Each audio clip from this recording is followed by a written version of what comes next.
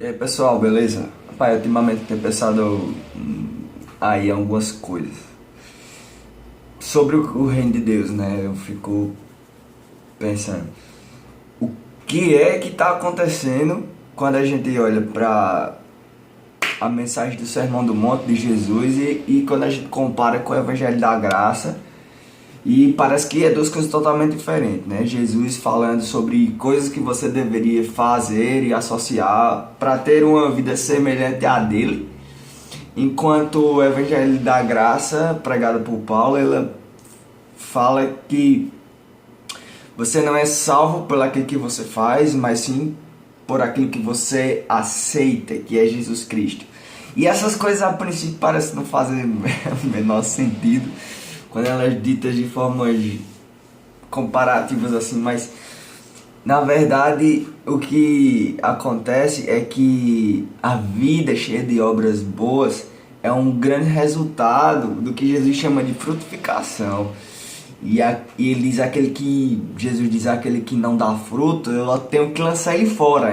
É uma coisa que não dá para conciliar, eu tenho que lançar ele fora. E a graça atuando nas nossas vidas, ela nos chama para uma frutificação. É a mesma coisa de você olhar para o filho pródigo e depois que ele fez tudo de errado, e quando ele volta para casa, ele recebe um anel, recebe uma capa, recebe sandálias novas, roupa nova. E é olhar para aqui e dizer como Deus é bom, como meu pai é bom, que me agraciou tanto quando eu fiz tudo de errado. Mas agora eu estou recebendo coisas que eu não mereço. E o que acontece se o pai chega e pede algo para esse filho? Ô filho, vai lá fazer alguma coisa no campo, faz algo por mim. O que você faz depois de olhar para aquilo tudo que você não merecia? E a resposta mais sensata que alguém pode dar é sim, pai, eu vou fazer. E isso é o que Jesus fala lá no Sermão do Monte. E ele nos chama para a imitação dele. E isso é a nossa grande resposta para Jesus, dizendo assim: Jesus, você fez tudo por mim. Cara, agora eu vou fazer uma coisa por você, porque eu estou apaixonado por você, porque eu te amo. E Jesus fala sobre algumas coisas muito importantes naquele Sermão do Monte, que é a mensagem principal dele é arrependimento e perdão. E isso é o que ele exige do cristão, daquele que vai seguir ele, aquele que está pronto para pagar o preço do discipulado. Tem que perdoar, tem que amar, tem que viver assim, tem que amar o inimigo. E Jesus fala sobre duas coisas bem interessantes naquele sermão, já pro final. Ele fala sobre a regra de ouro. Que regra de ouro é essa? Que a gente tem que amar e fazer as coisas pelos outros como se fosse para nós mesmos. Essa é a grande regra de ouro. E isso significa perdão, porque, sabe, na oração do Pai Nosso, Jesus diz assim: Pai, só me perdoa se eu perdoar os meus inimigos. Então, é uma coisa essencial. E exatamente depois ele vai falar sobre dois caminhos: o caminho que é largo e a porta é larga e que muitas pessoas vão passar por ele, enquanto o caminho da salvação ele é estreito e a porta é estreita, e difícil é passar por esse caminho, e diz que poucos passarão por ele. A gente fica pensando que isso fala de mundo, porta larga é o mundo e porta estreita é a igreja. Só que não se engane, querido, dentro da igreja existe o caminho largo, existe o caminho estreito.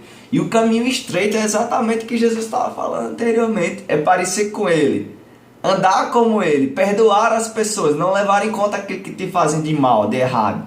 Pagar o bem, pagar o mal com o bem, e é isso que nós devemos fazer. Esse é o caminho estreito. Então, não se engane, a graça te alcançou? Alcançou. Mas o que você vai fazer em relação a isso? Você vai ter que demonstrar frutos. E talvez o grande equilíbrio da questão aqui seja esse, sabe? A gente só vai conseguir e saber discernir se realmente somos salvos, somos discípulos, através da demonstração dessas coisas. É a expressão da salvação, é a expressão que se a graça de Deus nos alcançou ou se definitivamente não alcançou.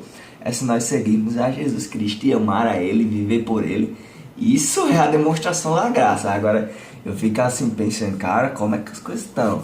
Porque a igreja atual tem me assustado, porque não parece muito com Jesus, sabe?